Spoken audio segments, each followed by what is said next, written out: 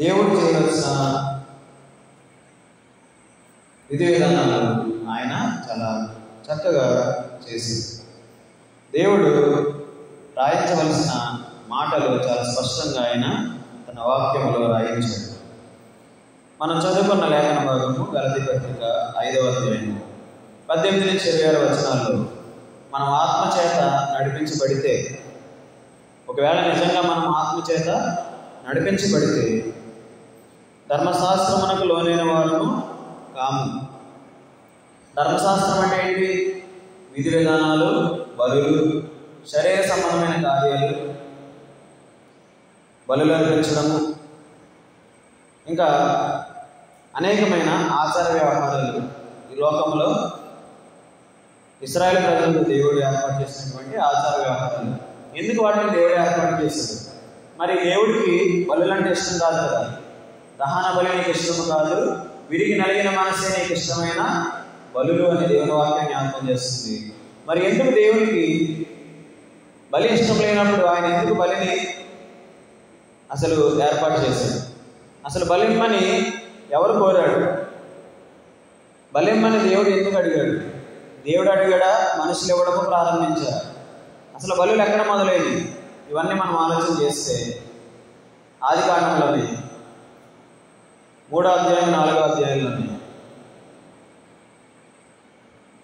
యెహోవా దేవునికి కయ్యేను తన పొలంలో పంటలను కొంత భాగం తీసుకొస్తాడు. హేబేలు తన మందలో శ్రేష్టమైన క్రొవ్వెన దూడలను, గొర్రెలను లేదా మంచి దూడలను తీసుకుని వస్తాడు.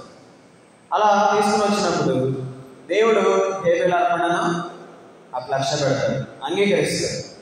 అంటే అప్పటి నుంచి దేవుడు వాటిని మనిషికి ఏమిచ్చినా దేవుడు అంగీకరిస్తున్నాడు. అన్నిటికంటే దేవుడు కోరుకునేది విరిగి నలిగిన మనస్సు. మన హృదయాన్ని దేవుడు కోరుకుంటున్నాడు. బలిని తీసుకున్నాడు. తర్వాత ఈ మోగజీవాలు బలైపోతున్నాయి. ఎన్ని సంవత్సరాలైనా మనుషుల పాపాలు పోవడం లేదు. పాపం చేస్తున్నారు, అయితే మాకేంటి, బలి చేస్తాము, పాపము పోద్ది. కొంచెం డబ్బున్న వాళ్ళైతే ఏం చేస్తున్నారు? గొర్రెలను, మేకలను, కోడిదూడలను, ఒంటెలను, ఏదైతే వాళ్ళకి అనుకూలంగా ఉన్నాయి వాటిని ఇస్తున్నారు బలిగా. కొంచెం పేదవాళ్ళు అయితే తెల్ల గువ్వలను, పావురాలను, పక్షులను బలిగా ఇస్తున్నారు. ఏదేమైనా పేదవాళ్ళైనా ధనవంతులైనా బలులు అనేవి ఇస్తున్నారు. ఇచ్చి తమ పాపాలు పోయినాయని మళ్ళీ కొత్త పాపాలు చేయొచ్చు అని భ్రమపడుతున్నారు. దేవుడు ఏమంటున్నాడంటే, వీటి వల్ల మోగజీవాల హత్య జరుగుతుంది, మోగజీవాలు అంతమైపోతున్నాయి, నాశనం అయిపోతున్నాయి. కానీ మనిషి పాపానికి మాత్రం ప్రాయశ్చిత్తం ఏమీ ఉండడం లేదు. కాబట్టి తన ప్రియకుమారుడైన యేసుక్రీస్తు ప్రభువుని ఈ లోకానికి పంపించి ఒకేసారి ఆయన బలైపోవడం మనం చూస్తుంటాం. అందుకని శిలువ ధ్యానంలో మనం జ్ఞాపకం చేస్తుంటాం, మన పాపముల కొరకు ఆయన బలయ్యాడని, మరణించాడని. మరి అలా మరణించిన తర్వాత ఇంకనూ మనము ధర్మశాస్త్ర సంబంధమైన కార్యములను చేయకూడదు. ధర్మశాస్త్ర సంబంధమైన కార్యాలు అంటే ఏమిటి? దేవుడు వాక్యానికి విరోధంగా ఏమైతే ఉన్నాయో మనం వేటిని అనుసరిస్తున్నాము ఇప్పుడు అని ఆలోచన చేస్తే, మనము క్రొత్త నిబంధన అపోస్తలుల బోధను మనము అనుసరిస్తున్నాం. అపోస్తలుల బోధలను మనం అనుసరిస్తూ వారి యొక్క విశ్వాస ప్రమాణాన్ని మనము జ్ఞాపకం చేసుకుంటున్నాం, వారి యొక్క విశ్వాస ప్రమాణాన్ని మనము అనుసరిస్తున్నాం. కాబట్టి ధర్మశాస్త్ర సంబంధమైన కార్యాలు ఈ లోకంలో అనేకమైనవి జరుగుతున్నాయి. ధర్మశాస్త్ర సంబంధమైన కార్యాలంటే అవేవో కొత్త కార్యాలు కాదు, అవేంటో మనందరికీ కూడా బాగా తెలుసు. దేవుడికి దూరం చేసే ఏదైనా సరే అది విగ్రహారాధన. దేవునికి ఇవ్వాల్సిన ఘనత, దేవునికి ఇవ్వాల్సిన మహిమ దేవునికి ఇవ్వకుండా ఇతర మనుషులకు కానీ వస్తువులకు కానీ ఈ లోక సంబంధమైన వాటిని దేనికి ఇచ్చినా కూడా అది విగ్రహారాధన కిందకే వస్తుంది. విగ్రహారాధన ఏముందంటే, ఇశ్రాయేలీయులు దేవుడు విడిచిపెట్టి ఆ విగ్రహారాధన చేయడం మనము చూస్తుంటాం. చేయడమే కాదు, వాటికి బలు అర్పించడము, బలిపీఠాలు కట్టడం మనము చూస్తుంటాం. కానీ ఆత్మచేత నడిపించబడుతున్న మనము వాటిని వదిలేయాలి.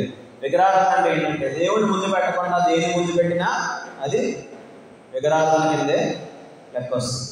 దేవుడికి ఇవ్వాల్సిన ఘనత, దేవుడికి ఇవ్వాల్సిన మహిమ దేవుడికి ఇచ్చి, మొదటి స్థానం దేవుడికి ఇచ్చి తర్వాత మిగతావి చూసుకోవాలి. కానీ దేవుని కంటే ఎక్కువగా ఏది మనం ఇష్టపడినా, దేవుని కంటే ఎక్కువగా దేన్ని మనం ప్రేమించినా అది విగ్రహారాధనే అవుతుందని దేవుని వాక్యం జ్ఞాపకం చేస్తుంది. కాబట్టి మనం చేసే పనులు లోక సంబంధంగా మనం కొన్ని పెద్దవాళ్ళు పెట్టిన నియమాలను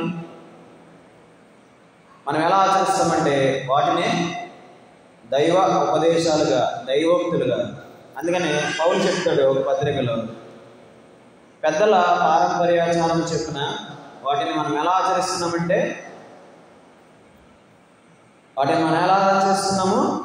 వాటిని ఏదో దేవుడు చెప్పినట్టుగా దేవుని మాటలుగా మనము ఆచరిస్తున్నాం. అలా మనము చేయకూడదని దేవుని వాక్యం జ్ఞాపకం చేస్తుంది. కాబట్టి దేవునికి ఇష్టం లేనివి ఏమిటంటే విగ్రహారాధన. మొదటిగా మనం చూస్తే శరీర కార్యములు స్పష్టమైనవని గలతీ పత్రిక 5:19 అవేంటి? జారత్వం, వివాహానికి ముందు మనం చేసే తప్పుడు పనులు, జారత్వం. అపవిత్రత అంటే శరీరాన్ని అపవిత్రం చేసుకోవడం. కామకత్వము, విగ్రహారాధన, అభిచారము, ద్వేషము, కలహము, మత్సరము, క్రోధము, కక్ష, భేదము, విమతము, అసూయ, మత్తతులు, అల్లరితో కూడిన ఆటపాటలు. దేవునికి ఇష్టం చేసేవి చాలా ఉన్నాయి. మంచి ఉందంటే చెడు ఉంటుంది. దేవునికి ఇష్టం లేనివి చాలా ఉన్నాయి. దాంట్లో ఒకటి విగ్రహారాధన అని జ్ఞాపకం చేస్తుంది. మన పెద్దలు కొన్ని ఆచార వ్యవహారాలు మనకి ఉంచి వెళ్ళారు, వాటిని మనము ఆచరిస్తున్నాం. కానీ దానివల్ల ఎటువంటి ప్రయోజనం కూడా లేదు. ఎందుకు చేస్తున్నామంటే మనకు కూడా తెలియదు. ఎందుకంటే పెద్దవాళ్ళు చెప్పారు మనం చేస్తున్నాం అని మనము అనుకుంటాం. కానీ దానివల్ల ఏమవుతుందంటే దేవునికి మనకు దూరము పెరుగుతుంది. అలాగే ఇశ్రాయేలు ప్రజలు కూడా అలాగే చేశారు.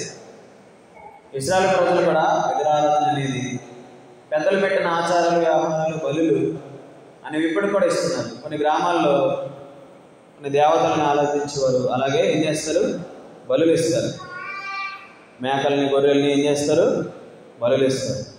ఇవన్నీ కూడా ఆచార వ్యవహారాలన్నీ కూడా మనుషులు పెట్టినవి దేవునికి వ్యతిరేకంగా ఉంటున్నాయి, దేవునికి దూరం చేస్తున్నాయి ఆ కార్యాలన్నీ కూడా. అందుకని దేవుడు వాటన్నింటినీ కూడా దూరంగా ఉంచాలని అల్లరితో కూడిన ఆటపాటలు, కోపము, కక్ష, క్రోధము, భేదం అంటే మనం ఒకటి వాళ్ళు ఒకటి, మనం ఎక్కడ వాళ్ళు ఎక్కడ అనే డిఫరెన్సెస్, మనకి వాళ్ళకి చాలా వ్యత్యాసం ఉందని మనల్ని ఎక్కువ చేస్తున్న ఎదుటి వాళ్ళని తక్కువ చేయడం, అది భేదము. కక్ష, క్రోధం అంటే ఒక మనిషి మీద అసూయ పెంచుకుని ఒక మనిషిని ఇంకా తక్కువ చేసి ఒక మనిషి మీద ద్వేషం పెంచుకోవడం అసూయ. అల్లరితో కూడిన ఆటపాటలు అంటే ఏదైతే దేవునికి వ్యతిరేకంగా ఉందో వాటిలో మనం ఆనందిస్తే అది దేవునికి ఎంత మాత్రము ఇష్టము కాదని. మరి దేవునికి ఇష్టమైనవి ఏంటంటే 5:22 మనం చూస్తే, అయితే ఆత్మఫలం ఏమనగా ప్రేమ, సంతోషము, సమాధానము, దీర్ఘశాంతము, దైవత్వము, మంచితనము, విశ్వాసము, సాత్వికము, ఆశానిగ్రహము. ఇవన్నీ కూడా దేవునికి ఇష్టమైనవి. దేవునికి ఇష్టం లేనివి రాయించాడు ముందు, తర్వాత ఏం రాయించాడు? దేవునికి ఇష్టమైనవి రాయించాడు. అలాగే దేవునికి ఇష్టమైన వాటిలో మనం జీవించాలని దేవుడు ఆశపడుతున్నాడు. ఇష్టం లేనివి ఏంటో మనకు తెలుసు, ఇష్టమైనవి ఏంటో మనం తెలుసుకుంటే, ప్రేమ, నిన్ను వల్ల నీ పొరుగువారిని ప్రేమించడం, అందరినీ కూడా సంతోషంగా పలకరించడం. ప్రేమ సమస్త దోషములను కప్పును. ప్రేమ పొరుగువారికి కీడు చేయదు. ప్రేమ మత్సరపడదు, అది డంబంగా ప్రవర్తించదు. యోహాను రాసిన మొదటి పత్రికలో ఇవన్నీ కూడా మనకు కనిపిస్తుంది. ఎదుటి వాళ్ళకి కీడు చేయాలన్న ఆలోచన ఎప్పుడు వస్తుంది? ప్రేమ లేనప్పుడే. ఎదుటివారు నాశనం అయిపోవాలని ఎప్పుడు కోరుకుంటారు? ప్రేమ లేనప్పుడే.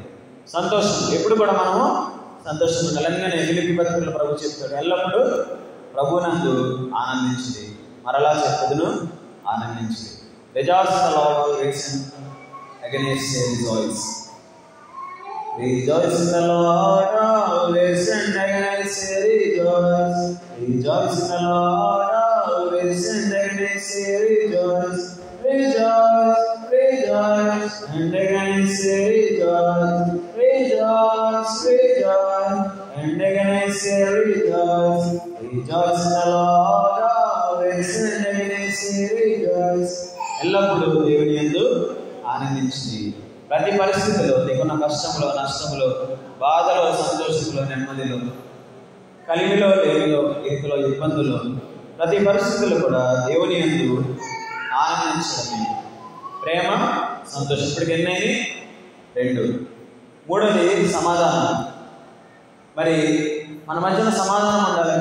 దేవుని బిడ్డలుగా దేవుని మందిరానికి వస్తున్న మన మధ్య, లేదా ఇంట్లో తల్లిదండ్రుల మధ్య, పిల్లల మధ్య, భార్య భర్తల మధ్య, కుటుంబాల మధ్య, దేశాల మధ్య, ప్రపంచంలో ఇవన్నీ కూడా ఉండాలంటే దేవుడిచ్చే సమాధానం చాలా గొప్పది అని దేవుని వాక్యము జ్ఞాపకం చేస్తుంది. ఆ సమాధానం ఏంటంటే ఇతరులను ప్రేమించి అందరినీ కూడా ఆశ్రయిస్తే, అందరినీ కూడా సంతోషంగా స్వీకరిస్తే అదే అందరితో సమాధానం ఉండడానికి మనకు మార్గాన్ని ఏర్పాటు చేస్తుంది.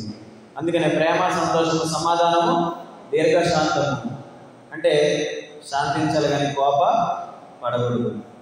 కోపాన్ని తగ్గించుకోవాలి. మనందరికి కూడా కోపం వస్తుంది, కానీ దాన్ని ఎప్పుడు ఉపయోగించాలి? సూర్యుడు అస్తమించే వరకు మన కోపం ఉండకూడదు. ఉదయం కోపం వచ్చింది, సౌదం గారికి నాకు గొడవ అయింది, ఉదయం కోపం వచ్చింది, సాయంత్రం వరకు ఆ కోపం ఉండకూడదు. రోజు గడిచిన తర్వాత ఆ కోపం ఉండకూడదు. సూర్యుడు అస్తమించే వరకే ఆ కోపం ఉండాలి. సూర్యుడు అస్తమించిన తర్వాత చీకటి పడిపోయిన తర్వాత కూడా ఆ కోపం రోజులు, నెలలు, సంవత్సరాలు ఉంటే అది పాపం అవుతుంది, భయంకరమైన మహాపాపము. కాబట్టి ప్రేమ, సంతోషము, సమాధానము, దీర్ఘశాంతం, దయలత్వం అంటే తగ్గింపు, సాత్వికము అనే అర్థాలు వస్తాయి. సాత్వికముతో, దీనత్వంతో, యేసుక్రీస్తు ప్రభువులే మనము తగ్గింపు స్వభావంతో ఉండాలి. 6వదిగా మంచితనం. మనం చేసిన మంచి మనకి తిరిగి వస్తుంది. కొంచెం ఆలస్యమైన అది దేవుడు మనకు అనుగ్రహిస్తాడు. మనం చేసిన మంచి మనల్ని కాపాడుతుంది. విశ్వాసం, దేవుని యందు విశ్వాసం ఉంచడం. చూసి నమ్మిన దానికంటే చూడకుండా నమ్మినదే విశ్వాసం. అందుకని స్వార్థం గారు చెప్పినట్లుగా చూసి నమ్మిన వారి కంటే చూడకుండా నమ్మిన వారు ధన్యులని. అబ్రాహాము దేవుడిని నమ్మాడు. ఎవరో దేవుడు ఏదో కళ్ళలో కనిపించి నేను చూపించే దేశానికి నువ్వు వెళ్ళు అనగానే నువ్వెవరో, నువ్వు నా కళ్ళలోకి ఎందుకు వచ్చావు, నేను ఎందుకు వెళ్ళాలి అని అడగలేదు. ఎక్కడికి వెళ్ళాలి ఏమీ అడగలేదు, బయలుదేరిపోయాడు. అంటే ఆ దేవుడు ఎవరో తెలియదు, ఆ దేవుడితో ఎప్పుడు మాట్లాడలేదు, ఆయనతో పరిచయం లేదు, ఆయనతో ఎటువంటి సంబంధము లేదు. కానీ ఆయన మాటను నమ్మి నిరీక్షణతో ముందుకి వెళ్ళిపోయాడు. అందుకని ఆయన is the father of believers. విశ్వాసులకు తండ్రిగా ఆయన ఉంచబడ్డాడు. అది విశ్వాసం. చూడకుండా నమ్మే దాన్ని విశ్వాసం అంటారు. నమ్మకం కంటే విశ్వాసం చాలా గొప్పది. మనం చూస్తేనే నమ్ముతాం. మనందరం కూడా తోమాలాగా చూస్తేనే నమ్ముతాం. నాకు అది కనిపిస్తేనే నేను నమ్ముతాను. నేను ఎవరో చెప్పినా నేను నమ్మను. నా కళ్ళతో నేను చూస్తేనే నేను నమ్ముతాను. నా చెవితో నేను వింటేనే నేను నమ్ముతాను. ఎవరేం చెప్పినా నేను నమ్మను అని కొంతమంది అంటారు. కానీ విశ్వాసము నమ్మకానికంటే గొప్పదని దేవుడు మాకు జ్ఞాపకం చేస్తుంది. సాత్వికము అంటే ఇందాక మనం చెప్పుకున్న దైవలత్వంతో ఇది కూడా సమానంగా ఉంటుంది. సాత్వికము అంటే తగ్గింపు స్వభావం. ఆశా నిగ్రహం, ఇది చాలా ఇంపార్టెంట్. ఆశ నిగ్రహం అంటే ఆశని నిగ్రహంగా ఉంచుకోవడం. అంటే చూసిందల్లా కూడా కావాలనిపిస్తుంది. లోకంలో ఒక సామెత ఉంటుంది, చూసిందల్లా చూడదే. అంటే ఏ చూస్తే అది కావాలనిపిస్తుంది. అది కావాలి, ఇది కావాలి, అక్కడ అది ఉంది, అది కావాలి, వాళ్ళు ఏదో చేసుకుంటున్నారు, అది కావాలి. ఇవన్నీ కూడా ఏం చేస్తుంది? దేవుడికి దూరం చేస్తుంది. కాబట్టి ఆశని నిగ్రహం చేసుకోవాలి. ఆశ గల ప్రాణాన్ని దేవుడు తృప్తిపరుస్తుందని చెప్తున్నారు కదా. ఆ ఆశని ఎందుకు నిగ్రహం చేసుకున్నాను అనుకుంటే, ఆశించిందల్లా కోరుకున్నదల్లా దేవుడు ఇచ్చేడు. ఆ కోరిక యథార్థమైనది ఉండాలి, ఆ కోరిక న్యాయమైనదే ఉండాలి. అప్పుడు నీవు ఆశించినట్లే నీకు జరుగుతుంది. ఆశ గల ప్రాణాన్ని అప్పుడు తృప్తిపరుస్తాడు. ఎప్పుడంటే ఆ ప్రాణము దేవుడి యొక్క దైవత్తులు కలిగి ఉంటే ఆ కోరిక, ఆ ఆశ మనిషి ఆకాంక్షించేది దేవుని దృష్టికి యథార్థంగా, నీతిగా, భక్తిగా ఉంటే దేవుడు వాటిని అనుగ్రహిస్తుంది. అందుకని ఈరోజు మన అంశము దేవునికి దూరం చేసేవి దేవునికి దగ్గర చేసి, దేవుని దూరం చేసే వాటిని విడిచిపెడదాం. ఆ యొక్క అల్లరితో కూడిన ఆటపాటలు, కక్ష, కోపము, ద్వేషం, కలహము, విగ్రహారాధన, మత్సరము, క్రోధము, విమతములు, అసూయ, అల్లరితో కూడిన ఆటపాటలు, వీటన్నిటిని కూడా విడిచిపెట్టి ఆత్మ ఫలాలు, ఇవన్నీ కూడా దేవుని ఆత్మలో నీవు ఆనందించగలిగితే దేవుడు నీకు ఇచ్చే ఫలాలు. ఆ ఫలాలు ఏంటంటే ప్రేమ, సంతోషము, సమాధానము, దీర్ఘశాంతము, దయాళుత్వము, మంచితనము, విశ్వాసము, సాత్వికము, ఆశానిగ్రహము. వీటిని దేవుడు మనకు అనుగ్రహిస్తానని అంటున్నాడు. ఎప్పుడు అనుగ్రహిస్తాడంటే ఆత్మలో మనము ఆనందించినప్పుడు, దేవునితో మన సహవాసం చేసినప్పుడు, దేవునిలో మనం ఆనందించినప్పుడు ఆయన మనం వీటికి అనుగ్రహిస్తాడని జ్ఞాపకం చేస్తున్నాడు. కాబట్టి వాటిని విడిచిపెట్టి దేవుడికి దగ్గర చేసే ఆత్మ ఫలాలు పొందుకోవడానికి ఆకాంక్షిద్దాం. ఆత్మ ఫలాలు దేవుడు మనకు అనుగ్రహిస్తాడని వాగ్దానం చేస్తున్నాడు. ప్రార్థన పూర్వకంగా దేవుడిచ్చినటువంటి ఈ యొక్క ఆత్మ ఫలాలను మనం అనుభవించి దేవుడికి మనం మరింత దగ్గర అవ్వడానికి పరిశుద్ధాత్మ దేవుడు తన కృపను, సహాయాన్ని మనందరికీ అనుగ్రహించుగాక. ఆమేన్.